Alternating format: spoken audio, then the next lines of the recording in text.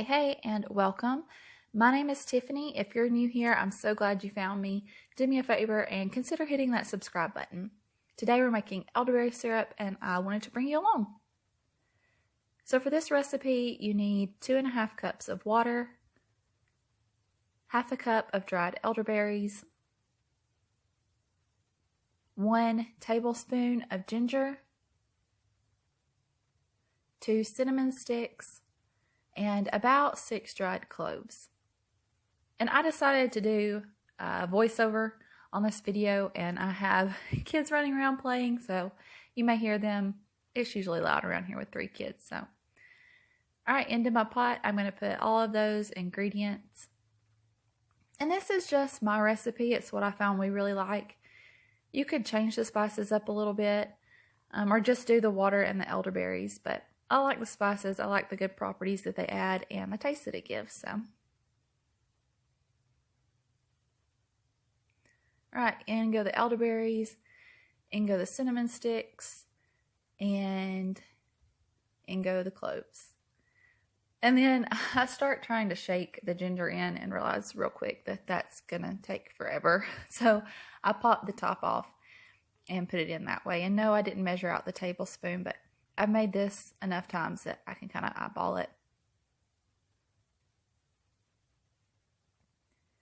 And then we'll just stir all of that together and we'll put it on about medium-high heat. We want it to start boiling, and then once it boils, we can cut it down and let it simmer for a while.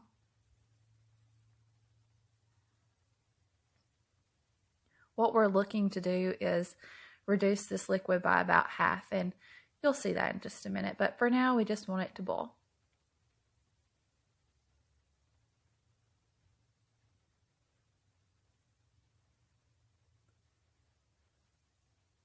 And these are the spices that I really like to use. They're the Great Value organic spices. I just wanted to show those to you.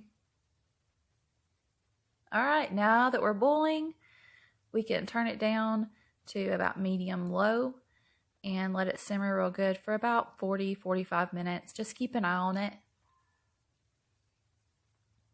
You're wanting that liquid to reduce, and I'll show you what you should be looking for. All right, so you can see kind of where the water line was and where it is now. It's turned into a syrup, so we're going to strain out all of the berries and spices. And I just used this strainer over a bowl. You could use a cheesecloth if you wanted. This is just what works good for me.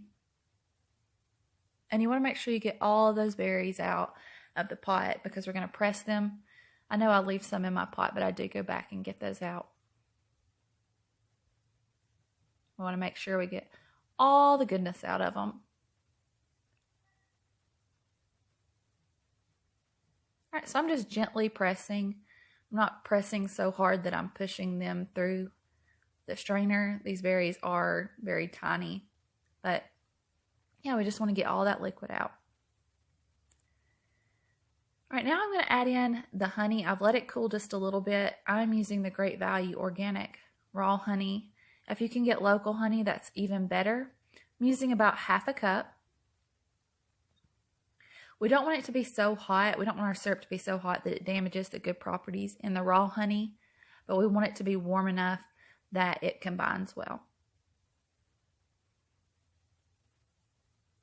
And if you're going to give this to kids under the age of 1, you want to omit the honey and not put that in there at all, but our kiddos are all older than 1, and so we're putting the honey in.